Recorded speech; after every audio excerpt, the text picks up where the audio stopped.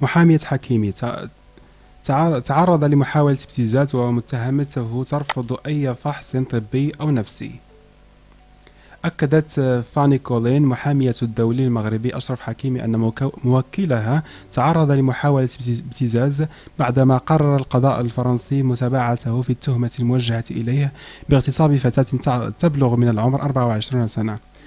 وأفادت كولين في بيان أرسلته لصحيفة ليكيب الفرنسية أن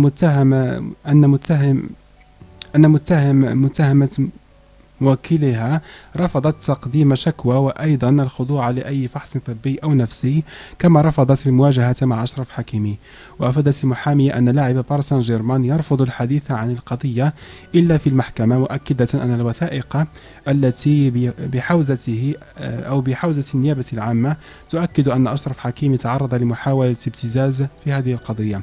وبخصوص اتهامه صباح اليوم بشكل رسمي بالاغتصاب، أوضحت المحامية أنه إجراء لا بد منه لأي شخص موضوع اتهام بالاغتصاب، كما أنه يتيح لحكيم إمكانية الدفاع عن نفسه بداية بمعرفة كل التفاصيل أو تفاصيل الملف.